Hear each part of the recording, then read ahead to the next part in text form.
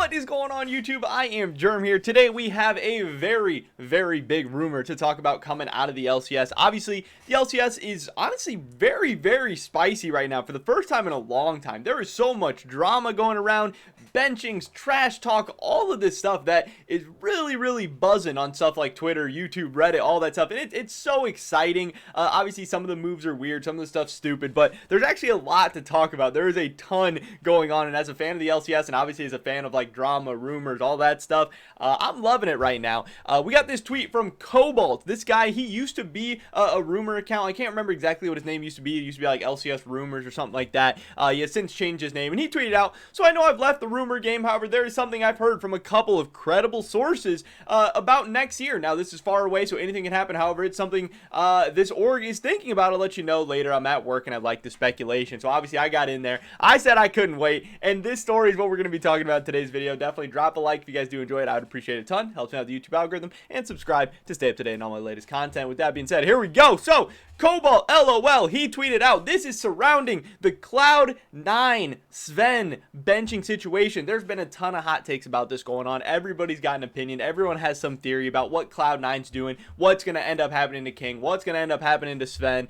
Is Cloud9 going to be better, worse? You know, there's opinions all over the place. But what Cobalt has to say, and this is again what he's saying he heard from a credible source. And again, he's been a guy in the rumor scene before. He has some sources. He knows some people behind the scenes. He is in talks with some people. That doesn't mean this is 100% true. It doesn't mean it's going to happen. But this is what he's saying. So I want to preface this, that this isn't a rumor and more of a thing that could happen. Someone inside close to Cloud9 has told him that if King works out, and works out meaning is at Zven's level, above Zven's level, close to Zven's level, Zven will be sold for a huge amount of money, something similar to Zven Scarin. Now, I don't think that's that hot of a take. I think that is really the only logical conclusion to come to. You know, Cloud9 had Zven, who last season was maybe the best AD carry in the LCS, maybe second best. At worst, he was top 3. I personally think he was second. I have FBI as the best AD carry in the LCS, but Zven is right up there. Zven then went and had a good performance at MSI. You know, he wasn't amazing. He wasn't bad. He was solid. He got some big kills for them, had good laning phases. Overall, he is a rock solid AD carry. He's a veteran, you know, whatever.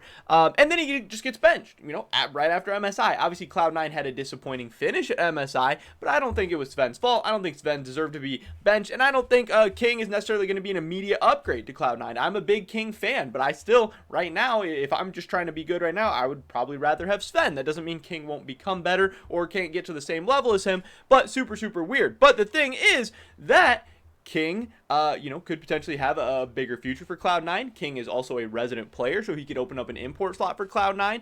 And King doing well could allow them to sell Zven off for a ton of money. So again, people saying that, that's not that crazy. That is actually almost most likely what is happening. I want to say almost for sure, but, you know, maybe there's something else going on behind the scenes that we don't know about. But I would assume that's probably what's happening. So that is very believable. So someone inside and close to TSM has told him that since PoE is super likely to get his green card next year, something we've definitely heard about, he's expected to get it pretty much between Worlds and the start of the next LCS season. You know, if everything goes well, obviously the government can do whatever they want, but PoE is expected to get his green card. That would open up an import slot for TSM. They're looking to import top talent, not caring about splashing lots of cash like Sword Art and his contract. So again, that doesn't necessarily sound like TSM. They're not usually a team willing to spend a ton of money, but they did go out and splash a ton of money on Sword Art last season, and you know, that seemed like maybe a one-off thing for TSM. Maybe it seemed like, oh, is TSM going to become a big spender now, or do they really just want to go get one player in Sword Art who is available?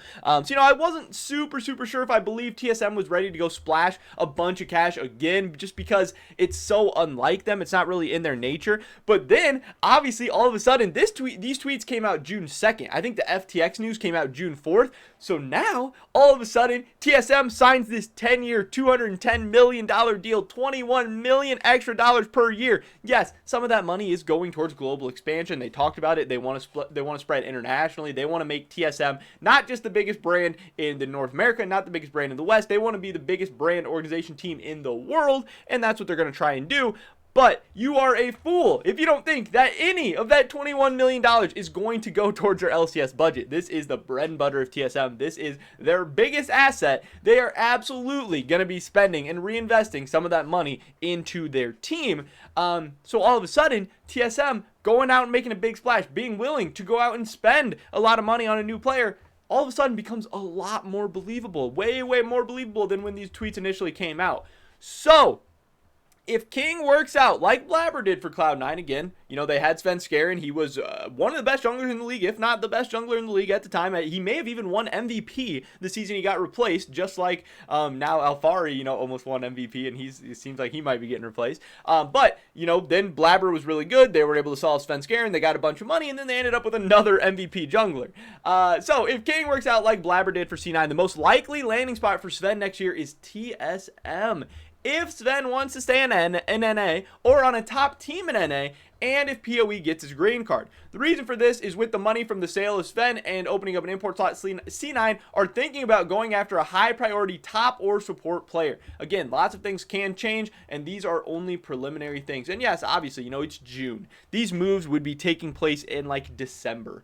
You know, so we are or maybe November, I think late November. We are very, very far away from this, and anything can happen. King can end up being amazing. King can end up sucking. Zven could end up coming back. TSM could end up, you know, Lost could pop off so hard that TSM would never want Zven. Who knows what is going to happen? But this is a very, very interesting rumor to talk about, and I think this is something that I could honestly see happening. And that's what I said here. I said I think this makes a ton of sense and actually seems pretty likely to me. I hear people saying, oh, it's to raise King's price. You know, people are saying Cloud9 is putting in King to raise his price to sell him off.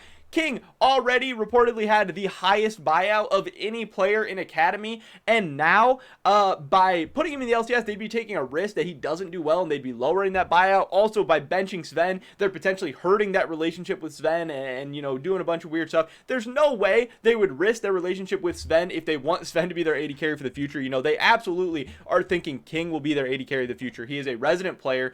Chris Greeley, the commissioner of the LCS, just came out the other day and said that the import rule is not going to be entirely removed for next season. Like, you know, that's not an LCS decision. So having import slots open is obviously a huge, huge, huge deal. And if King and Zven are comparable and one's a resident and one's an import, yes, there is so many reasons why you would want King to be your starting AD carry. And yes, you can obviously sell Zven for a ton of money to a team. Now, I know there's going to be people saying that, yes, Zven maybe wouldn't want to return to TSM. But again, he's a very, very competitive guy. He obviously wants to play on a top team. And, you know, there's maybe like 4 top teams in the LCS. TL, Cloud9, TSM, and 100 Thieves. 100 Thieves has FBI. You know, I don't think they're going to be going for Zven. Cloud9 is already there. And then Team Liquid, maybe that could be an interesting option for Zven, but TSM is one of the only 2 remaining options. Zven obviously has a great relationship with Bjergsen. I'm sure there's a ton of respect there. And if TSM is offering Zven a starting AD carry position when he doesn't have one, a ton of money, and, you know, they're like, yeah, we messed up letting go of you. We should have never let go of you. We should have held on to you.